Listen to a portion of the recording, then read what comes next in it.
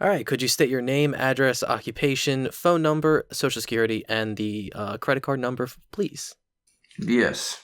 My name is John Arbuckle. Yeah. I don't think that's correct.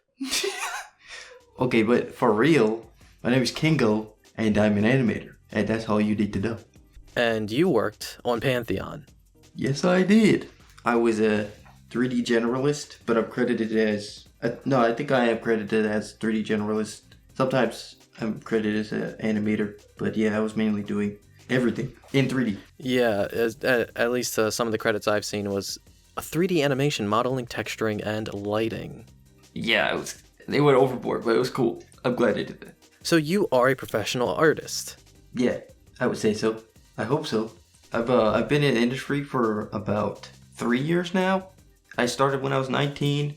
It's been too long now, and now I'm 23 years old. I got a couple shows under my belt. Some of them are not going to come out until years in the future, so... Oh yeah, you'll have to tell me that when they come out. Yeah, it's going to be crazy. I hope they come out soon, though, because, a lot of these streaming services are pretty cruel these days. But yeah, if you wanted to watch Pantheon, how would you be able to right now? You can watch it on Netflix right now, if you're watching it in 2025. Yeah, when you told me about it and suggested watching it, it wasn't on anything at that point. It was not on anything. It originally came out on AMC, and then I believe Amazon. Yeah, then Amazon picked it up, and now Amazon didn't like that, so Netflix picked it up. Yeah, and when I was watching it, the only real method to watch it was either piracy or getting Chinese bootleg Blu-rays off of eBay. Yeah, if you don't like the Netflix format, you might as well pirate it. But yeah.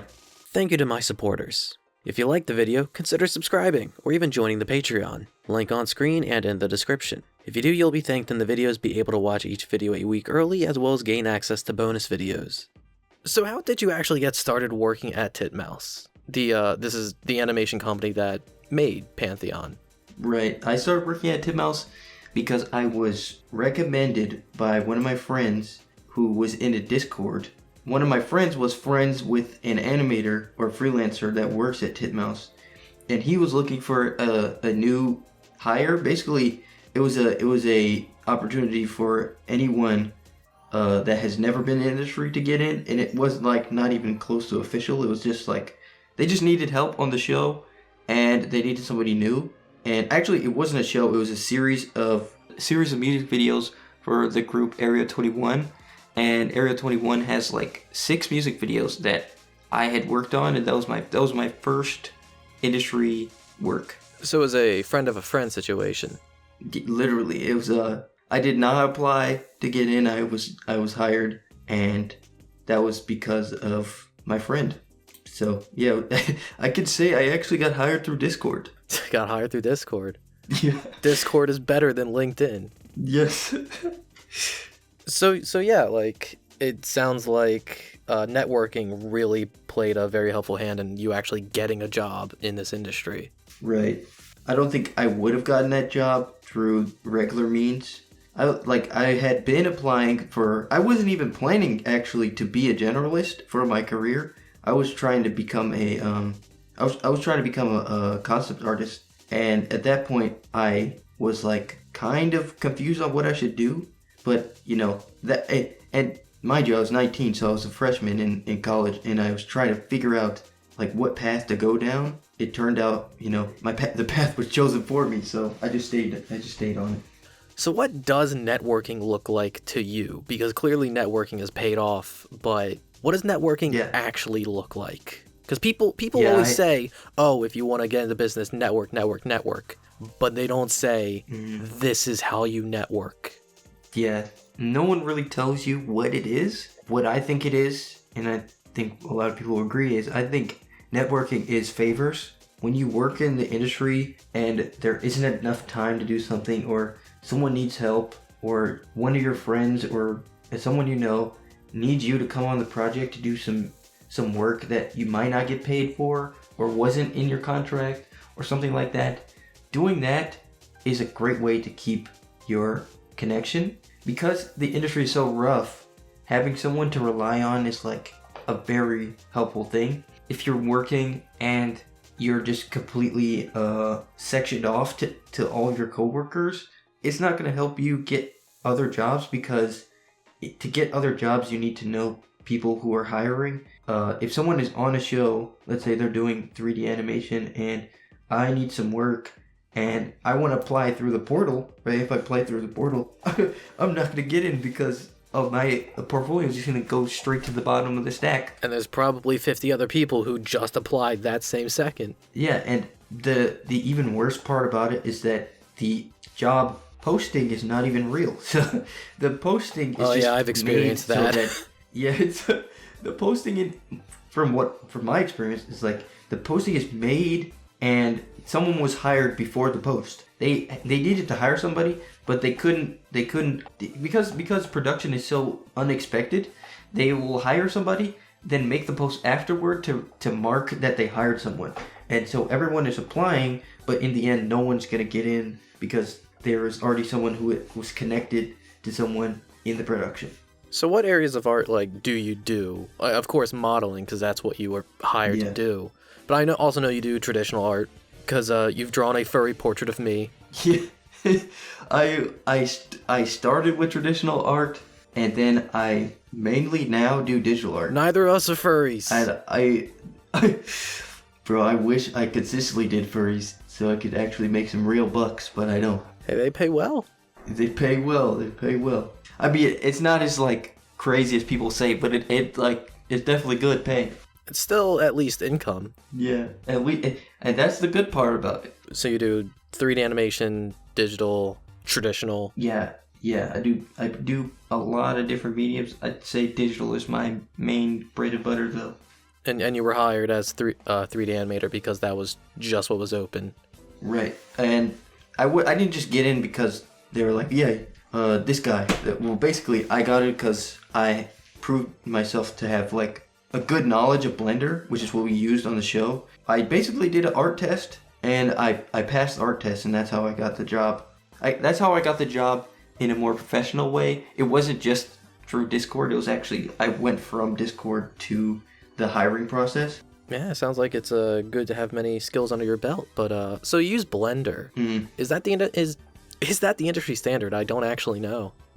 No, the industry standard for general 3D is Maya, but I'd say that it's not an entry-level standard. I think for smaller studios and studios that do 2D animation, the standard is Blender. I think now Blender has become a huge part of the industry. It also helps that it's free. Yeah, it literally.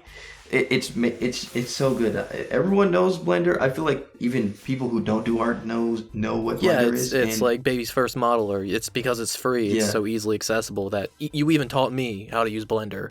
Yeah, and you would think that since it's so well known and it's so free, that it would be kind of a shitty program, but it's not. It's professional. Good enough to be used on this show. When you use Blender in a professional capacity, it's actually still holding up. I did not think the entire time I was in college that Blender could actually reach that height, what it did, and it's actually so impressive.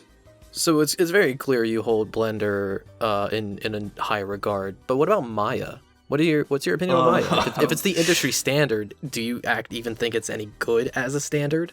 Okay, yes, Maya is actually fantastic, but it's ridiculously expensive, and you don't need to use it to actually make pretty much. If you wanted to make anything in 3D and you didn't want to use Maya, you don't need to use it. There's no reason to use Maya over Blender, in my opinion. I mean, aside from Blender and Maya, any other programs that you would suggest learning free or whatever is the industry standard? Yeah, I would suggest using Krita, and I would also suggest using Paint Tool Sai and Clip Studio. I feel like Clip Studio is a paid program, but it's very good at doing a lot of different things. It's great for manga, it's great for illustration, it's great for comics, great for animation, and it's just it'll do everything you need versus like spending thousands of dollars on an official copy of Photoshop. You can always get Photoshop in the Yarg way, but I think you should just pay for Clip Studio or you just use Krita, which is like a great alternative. Every time you say Krita, I think you're about to say Critter. No. It's throwing me off guard. The real critters is fucking Adobe. Yeah, subscription models are pretty ass. So while you got your job at Titmouse through connections, I know you also went to art school. Tell me, what's your opinion on art school? I say this already knowing your opinion, but you know. I mean, I went to art school for 1.5 years. And the reason why I dropped out was because the tuition was overpriced. A lot of the teachers there, you would probably know more than the teachers if you researched any art topic on the internet. So sad. In general, my experience with art school was very bad. I think when I got a job at 19, I thought to myself, should I continue to go to school or should I continue to get industry experience? And it sounded like you chose industry experience. Yeah. And so I'd say in general, art school in America, because I'm American, is not worth it for the reason that you can learn everything you want to learn on the internet. And there are better teachers and teachers that you would probably respect on the internet for pretty much any topic. I think for art in general, you shouldn't have to spend your life savings or sell a kidney just to learn how to use charcoal when you could just go to Michael's or whatever art store on your own and figure it out. It can be daunting to do art alone, but you know, if you have friends or you make friends, you can learn together. I think art school is not good. I think you shouldn't go. If you're thinking about going right now, do not go. Did you at least make any connections? Was there any part that you'd say was worth it? I would say no. For the school I went to, I didn't make any connections. All I have is some friends from art school, which still have yet to graduate, and I feel bad for them. Damn. Hopefully one of them makes it and they reach out to you being like, I know he does good stuff. Yeah, and by no means, I'm not condemning anyone in art school. I think if you're in art school, I pray for you, and I'm proud of you, but you are suffering, and I feel your pain. I feel like it really depends on also location. Like, if you're going to basically any media school and you're in LA, like, of course, that's where a central hub is, but unless there's an animation studio in your city, then you're just kind of fucked, it sounds like. Right. I like to offer the perspective of, like, let's say you were born in Mexico, right? And you wanted to be an artist and you wanted to get into the industry. You're not going to get into a prestigious school unless you really apply to the school and you do get in overseas. But let's say you don't. What are you supposed to do? Are you supposed to just pay out of pocket to go to a random school in America? I think the better option is to just learn on your own. And that's what so many artists around the world do. And I don't think that if you're an American, you have to go to school to become good at art. I think you can learn on your own and you can become as good as a student or even better. So anyone can learn? Yeah. Let's talk about the industry itself right now, actually. Yeah. Would you recommend someone to like try and actually break into the industry, or should they do it more independent, like a Patreon or YouTube or doing commissions? Okay. If you want to get into the industry, well, I think you should try, but just know the condition of the industry right now is deteriorating. Isn't there like a strike that's about to happen or is happening? There is a strike happening currently. It's a negotiation between the Animation Guild and IATSE to have a new deal on the conditions of various roles in the industry. And I think that if you look into what's happening to the freelancers and workers that work at these studios that are suffering from terrible wages or crazy workload, you'll see that it's pretty rough. But I would say that it can get better and it could get better. And if you want to be in the industry, you should start right now, because the sooner you'll start, the faster you'll get in. You know, if your dream is to, let's say, work at a specific studio, then you should start and go to the industry. If you don't care about any studio, I think you should go the indie route. I think you should go directly into sharing your animations online, create a YouTube channel, create a Twitter, create a TikTok, an Instagram, like anything online to start, making revenue off of your own stuff. And that way, the studios that need animation work will come to people that are online with a huge presence and pay them. I feel like the industry's changed so that it includes social media. Previously, as an animator, or specifically an animator, like you could have jobs on commercials, let's say, but now there's a ton of new sub things that you can do as an animator. You can make like Instagram ads, you can make TikTok ads. There's so much stuff. And people so you're are saying hunting, that like if you do decide to go the independent route, that could also somehow lead into professional as well. Yes, definitely. Most definitely. Especially if you become very popular. Having followers equals money. Everyone knows that, but if you're trying to go indie, I feel like it's a great path. It's not easy. They're both not easy. If your dream is to become an animator, you should definitely think about what you want. If you don't like the indie life, or you don't like having a lot of followers and you don't really care about social media presence, then go into the industry. I think you should go to the industry and try to find a permanent studio position, which is like the pinnacle of safety and stability. I think it's enough shit talking about talking about the industry and all of that. Let's actually talk about the show Pantheon, which is what we're here to talk about. As the name of the video, let's talk about Pantheon. Right. So let's talk about Koreans. Let's talk about Korean barbecue. Yes, delicious. So when you first told me and a couple other friends that you had actually worked on the show and were talking about, some things about the show, we were at a Korean barbecue place, and which is fantastic. And so you've already told me a bunch of this, and that kind of was the inspiration for this video. Yeah.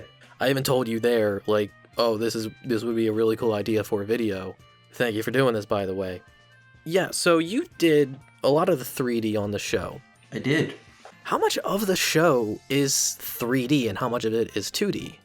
I would say, if I had to estimate, about 70%, not even 70, I'd say even 90% animation that is 2D, and 3D is about 10% of the show.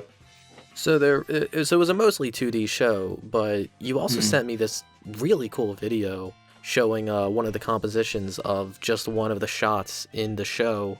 And this is during like one of the fake in-universe MMO bits. Yeah. Where it shows 2D being used in a 3D environment in Blender. Yeah. That is one of our techniques that we used for a lot of shots, because in the MMO world had so many shots that were mostly made so that we could immerse the viewer and do more wild shots, because if you watch the show, when they're in the real world, a lot of the shots are static and very realistic, very like your average 2D composition. But when we get into the MMO world, we have a lot more fly-ins, a lot more camera movement.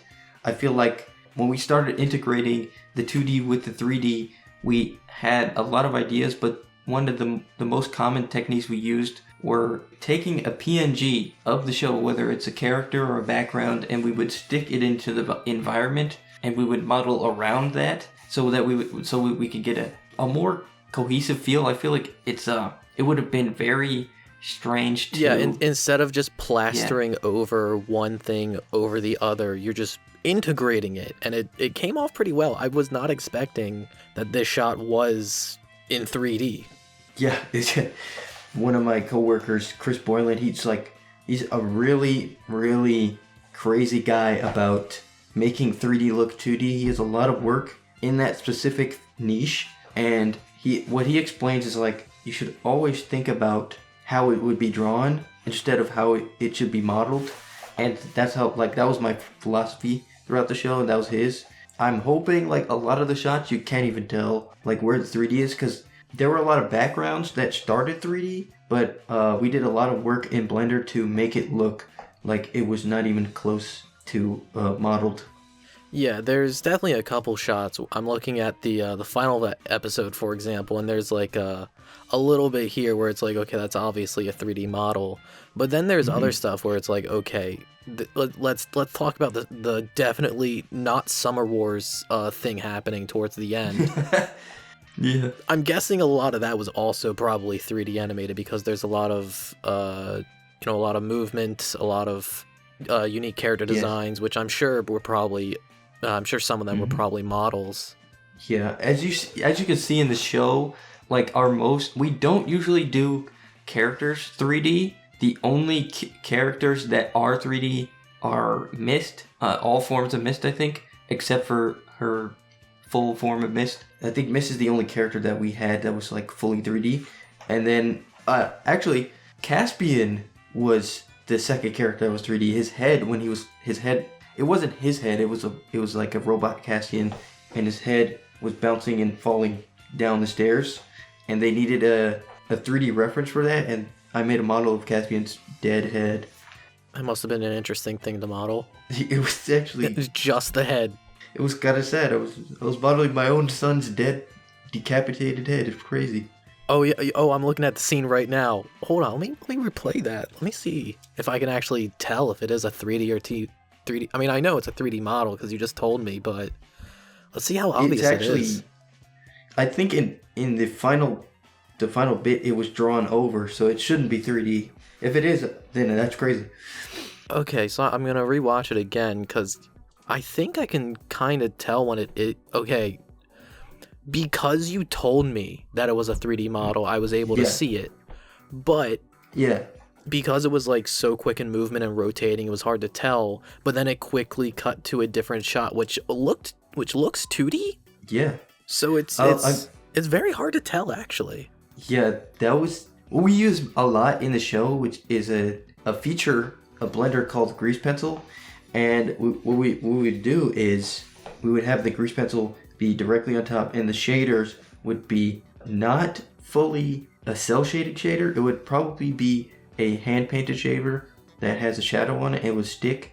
And that is a technique that is used so that we could convince the viewer that it's not fully 3D. And another thing that we did for a lot of the shots is animating Mist and some other characters on twos. I think for the Caspian head falling shot, I animated that on twos. There was actually a shot in season 2, I think Caspian or Caspian's mom has a Uzi, and the Uzi is 3D.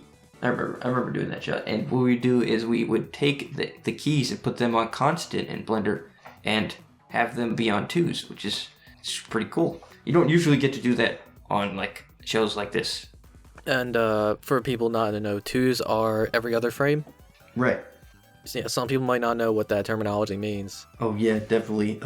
If you want to know a lot of like techniques on NPR, which is non-photo real rendering, just stylized type of 3D, you should definitely look into Spider-Verse and see how they did their process. There's a video that Insider did that you can watch to see the techniques of 2s and 3s that they animated on. Spider-Verse 2 has an even more in-depth one on it, and you'll see that Hobie Brown, which is one of the Spider-Men, he's animated on 3s and 2s and 4s. I feel like there's a lot of information out there on like how to make 3D it look very 2D, and we got to use all of that on Pantheon. It was a lot of fun. Yeah, that's actually pretty neat to know. You mentioned two characters while we were talking about that, Caspian and Mist. Let's just go one at a time. So Caspian, you called him your son. I mean, I call that jokingly. I'm not in the show. I'm not related. I feel like... Yeah, no shit. You're not related to a fictional character. Yeah. The reason why I call him my son is because... Yeah, I was going to ask, why call him your son? Because, I don't know, like, I've been with him ever since episode 2, and I felt like he saved the show. Like, I felt a love for Caspian because of how, well written, obviously, because of our wonderful writers on the show, and the performance that he was doing. I feel like that captured a lot of fans' attention and got the show to lift off from being lost media, basically, because there were huge spikes of popularity, during the various releases, like in re-releases of Pantheon, where a lot of people would make edits or fan art, just generally talking about Caspian himself because he's such an interesting character. And that Caspian is my son because he saved the show, in turn giving me more work. Yeah, you told me at like the Korean barbecue place that I mentioned before. Yeah. You told me that exact thing, that Caspian saved the show, and yeah, all the characters are pretty well written, that's for sure. But you said Caspian specifically played a large part of that because he had a larger fan base. Yeah. That was behind him specifically. Yeah. I feel like Caspian he's a protagonist that, you know, you're looking for if you're watching a show. You're rooting for him, and he has so much development that it's like you get attached to him, and it's just so special. I while watching the show, I got to watch the episodes early, and I just slowly saw Caspian evolve, and it was very special to me. Like I couldn't believe my eyeballs that I was working on that show. Yeah, they're completely different people by the end of the series. Yeah, you forget that Maddie, like, by halfway through the series, you're like, wait a minute, isn't she supposed to be in school? Yeah, like you forget. Yeah, you forget, like, she's pretty young, but she comes off, but, like, as the show goes on, she comes off as more mature as it goes on because she's dealing with shit. Which is, like, one of my favorite types of character development in the shows, like when a younger person is forced into a more mature position, and they have to, like, sort of act like an adult, but, like, you know, really they're still a kid. And you can see that in the show. Like, there's a lot of moments where, like, they're just not cut out for certain moments. And, yeah. Alright, I'm curious. I'm gonna quickly look up Pantheon Caspian fan cam. I made an edit of Maddie and Caspian Season 2 spoilers. Man, shout out to the fans. I remember when the first AMC release came out, I was reading the Reddit, the Pantheon Reddit, to see like what people's theories were, and like there were so many people that caught on to what was gonna actually happen. It's so crazy being on the other side of that, because you want to participate and be like, I know what's gonna happen. Let me tell you, but you can't. But you can't, nor should you. And that's it's one of the responsibilities being a professional is restraint. Separating yourself from being a fan and being a professional. You know, like you can't really participate. I'm sure you have a lot of stuff you want to say about the stuff you're currently working on, but you haven't even told me that. I can't tell anyone. I can't even tell my mom. Yeah, that must be really hard to do, genuinely. It's once like for the first few shows, like for the first season of Pantheon, I was really like kind of sad. You know, as I started working on more shows, it just makes me more excited to see the reactions, and me storing my thoughts about it. It just makes me feel sort of like stronger. I don't know how to explain it. Like it just makes me feel like I want to put more effort into the show, so that like all that time of me hoarding secrets like kind of shows through. So when you're able to actually talk about it, you're able to proudly talk about it. Yeah. So I won't feel like I didn't try my hardest. So I got a question for you. Yeah. Did you think you gave Mist enough push? I mean, yes. I tried my hardest. Alright, time to actually explain what that means. You know, Juno, if you're watching this, please don't kill me. Basically, on the show, when you're a professional, you have probably a time where everyone is reviewing the shots that they're doing and they're assigned, and the director goes over and gives you notes, right? And so every week we would get new notes. Sounds about right. And I was working on certain missed shots. The director would say, we need to push it. We need to push her action. We need to push it somehow. And that is so it's sort of like obtuse. It's like it's kind of vague what you should be doing. So whenever they say you need to be pushed, like you better hope that you're actually there in the meeting so you could like kind of ask for specifics. If you get it in an email, I'm praying for you, because it's just to be written down. Push it more, and you're just gonna come back the next week and it needs to be pushed more. All right, and also to back you up further, so you don't get murdered. Yeah. When we were talking about this before, during the inception of this video, you told me that like you would often get these kind of notes at like the end of a long work day. So like, Yeah. like you told me like, oh, they're probably really tired and like their brain is fried. Oh yeah. I was saying that like the director doesn't usually give you the note. Oh, push it. But that's probably the type of note that one of the animation directors or Juno would give you, because he would have so many shots to review that, you know, his notes would sort of get more simple and more simple. And luckily Juno has also, which kind of saved me during the show, is like he would draw over the shot and he'll show you like what he wants to happen actually and what it should look like. And that helps so much. That sounds really useful. Yeah. I feel like if you're a director watching this or somebody like directing a project, drawing over shots for your visual team is like very helpful. There's also the fact that animation is a very artistic medium. It's not a science-based thing where you just say, give it this amount more acceleration. Like, no, it's all about feel and the artistry about it. So it kind of makes sense when you just say, give it more push. Because it's about the emotion of what that means rather than hard and fast do this specifically. Exactly. So you're talking about the animation director, trying to do a lot of notes on a lot of different cuts and shots and all that. And based on what you've told me in the past, I'm sure that this guy had to do a lot of it. I also kind of made a joke about this where we said, let's talk about Koreans. So let's actually, for real, talk about Koreans right now, because when you look at the credits, it says that the show was in part outsourced to Tiger Animation or Tiger Studio. Which one was it? Yeah, it's Tiger Animation. Tiger Animation. And yeah, that is, and Tiger Animation is a Korean animation studio, as far as I understand. Yes. They're a Korean animation studio that does mainly straight up animation with 2D animation, which is like all the way down to keyframes and in-betweens and coloring, specifically for characters mostly. I don't remember Tiger Animation taking care of any of the backgrounds. If you look at their huge rap sheet of stuff they've worked on so many Western shows. Yeah, actually, let's look it up right now. Yeah. You can Tiger Animation. You can see they worked on Avatar. Wait, which Avatar?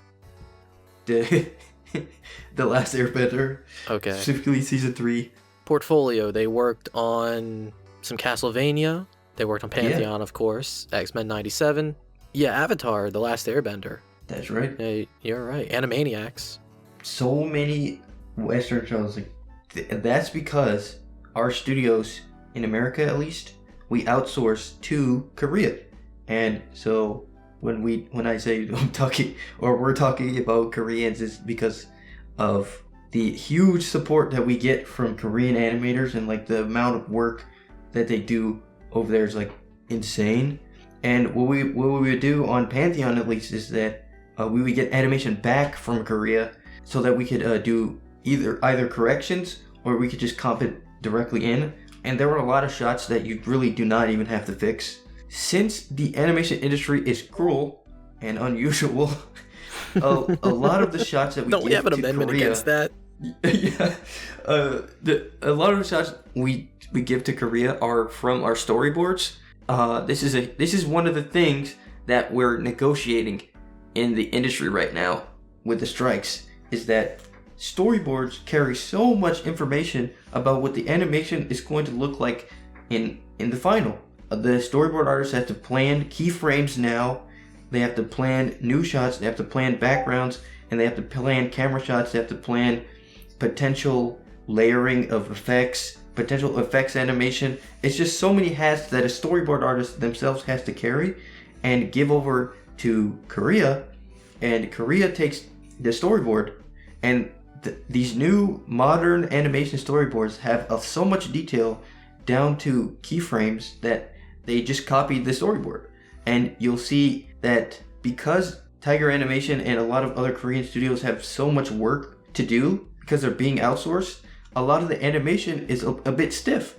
Like it's a bit like limited in what it can do, and that's why when it comes back, a lot of our animators on Pantheon would do a redo of certain shots that were important.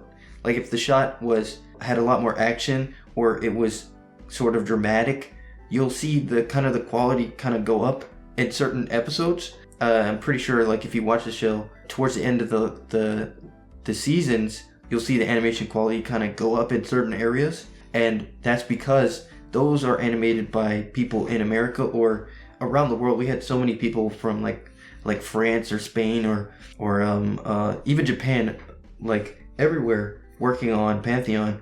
And yeah, that explains the Korean thing. I think it's not that they're bad at animation, it's because the American way of making animation it's more so the nature of outsourcing and the troubles that comes they're with. using these workers to get cheap animation.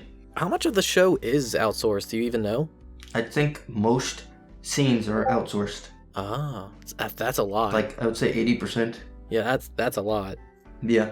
A show that is also outsourced is Invincible. You can see a lot of the cuts. A lot of people complain about Invincible because of the common scenes animation, which is like very, very subdued and very like limited. And that's because it's outsourced. And like this isn't a problem with anyone. It's just how it's made. Do you think that studios should continue outsourcing animation, or do you think that there should be a different way of outsourcing? Like outsourcing should still be a thing, but there should be... I think the best way that we could fix this is to go back to how it used to be done on certain shows. A show that did great outsourcing, but I have no idea about the pay, was Avatar: The Last Airbender.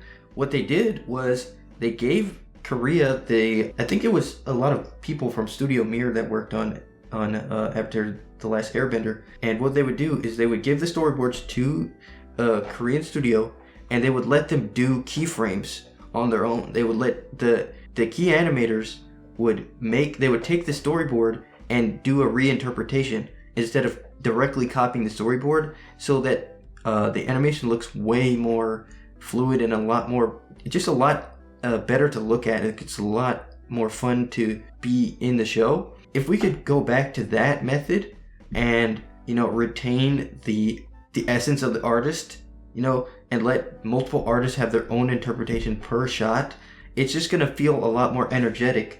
That's at least what anime does. That's what some of our American shows do, like Castlevania. Castlevania is one of the shows that a lot of the animators at Powerhouse do a lot of shots in-house instead of directing it overseas, which makes it look it's just a lot better to look at. So you're suggesting that outsourcing studios should be given a lot more creative liberty and freedom, and to be able to do it a bit more in their style?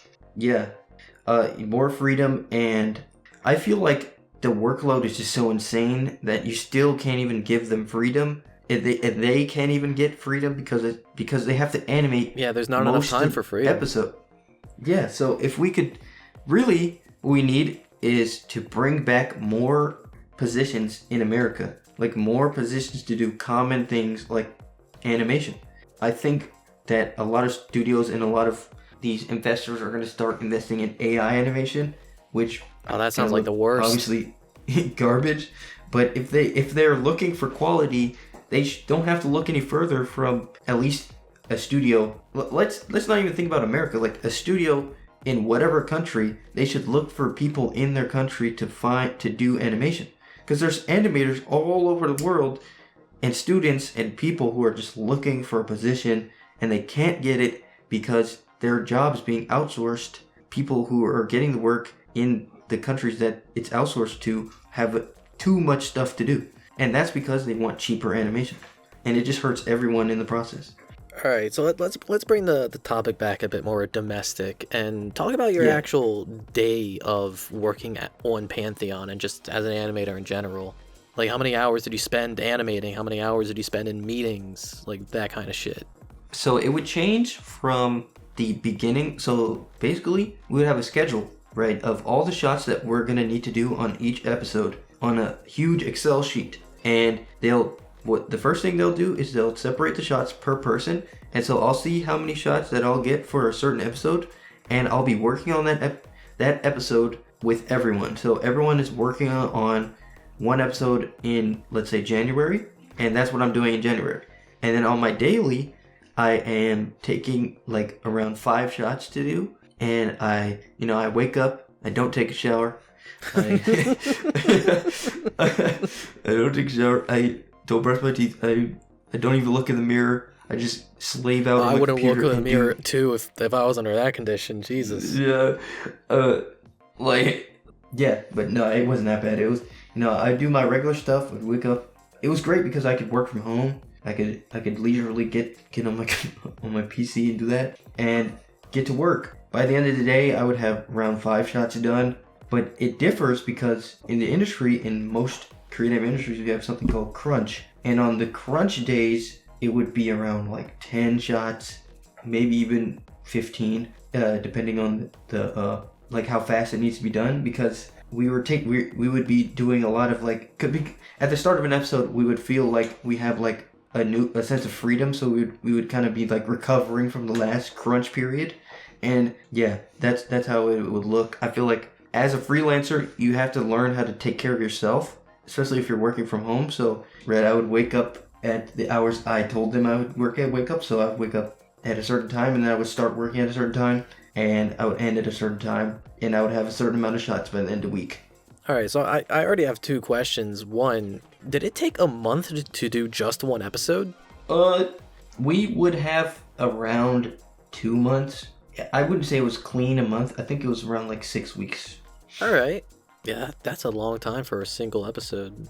Yeah, because most of the animation is outsourced, so we would get that back, and all we would have to do is what we call retakes, which is the 2D animation team would do a retake of certain faces, things that came back wonky like hands, faces, expressions, things that aren't kind of working for the story. And then 3D retakes is what I was doing, which is like we would have mist be planted into the scene, or we would need Caspian's head to come off, or we'd need a Uzi, or we need like a killer robot or a missile or something like that to be put in the scene. Yeah, it would only take a month because we're not doing like 2D animation.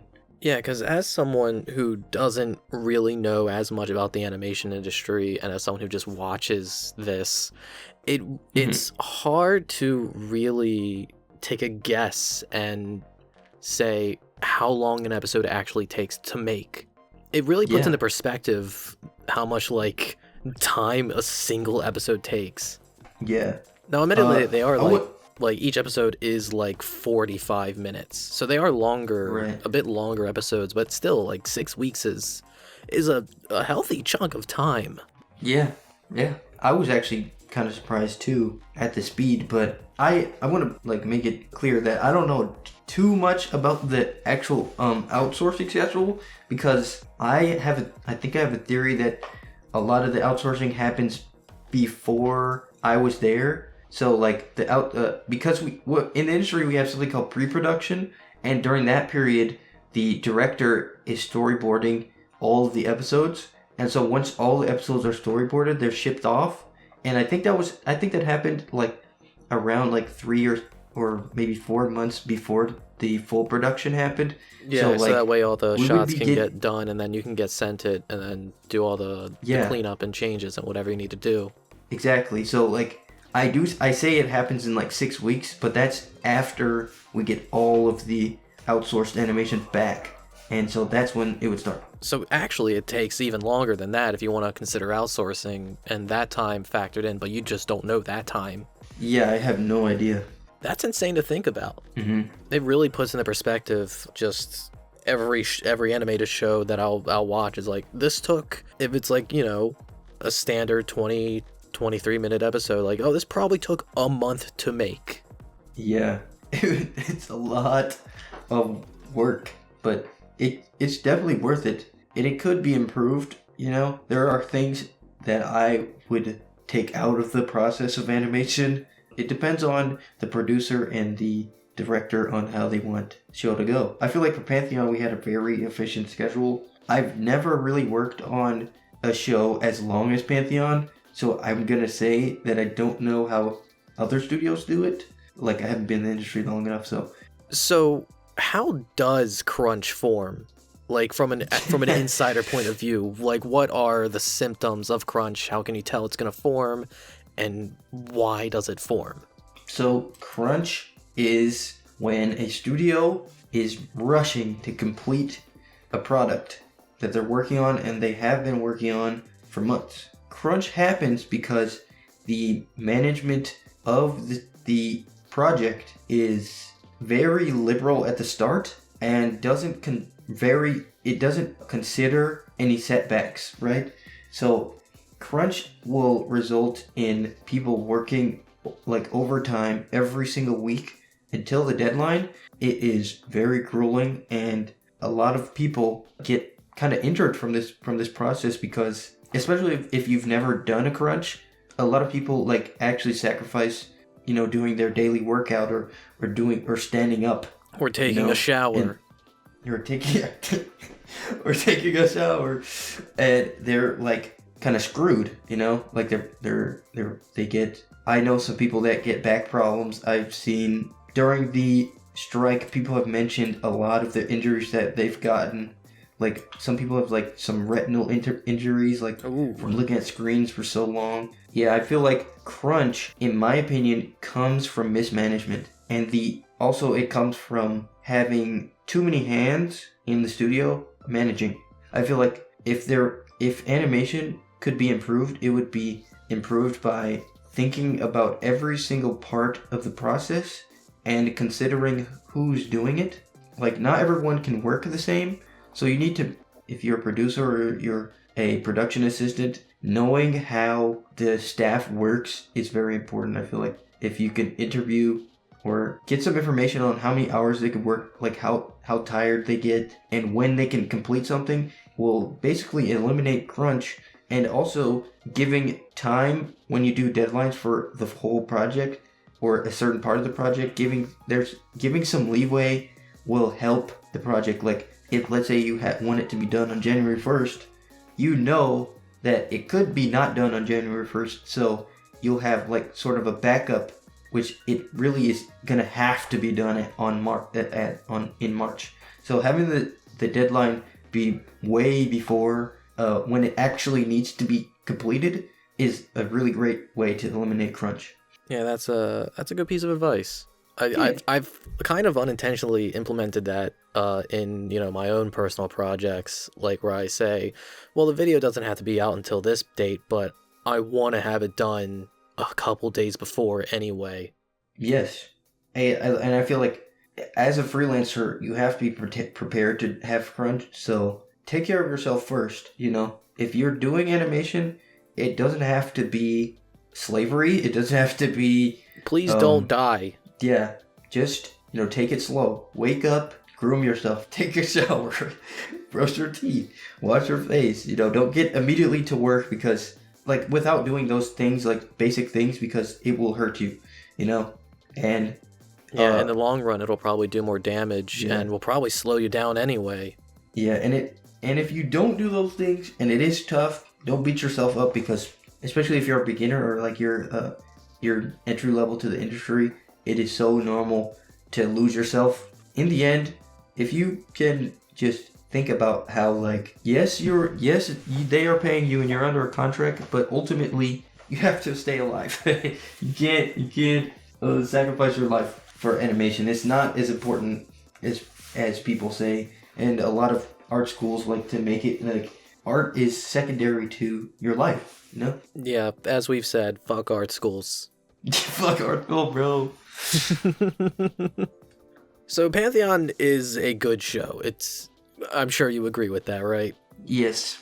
Although you're kind of having a gun being pointed at your head, saying it's a good show, but it's not an ad, and I am biased, but believe me, it's a good show. You are biased, but there's no real incentive for you to actually be here doing this. Like, you're not getting paid at all to do this. Yeah, I don't get royalties. I'm not even on payroll anymore. Yeah, you're here because there's no more seasons. Yeah, you're here because you genuinely like the show and want to talk about it, and also I like the show and am talking about it. For sure. So yeah, I definitely am gonna recommend watching it. And yeah, is there anything that you would like to shill for yourself? No. Yeah, you don't have much of an internet presence. If you're hiring for animation, give me a job.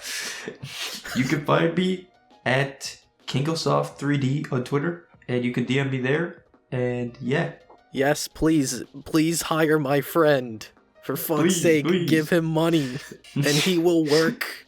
He does good work. I'll work for shekels. I'll work with the balloons. Don't sell yourself too low.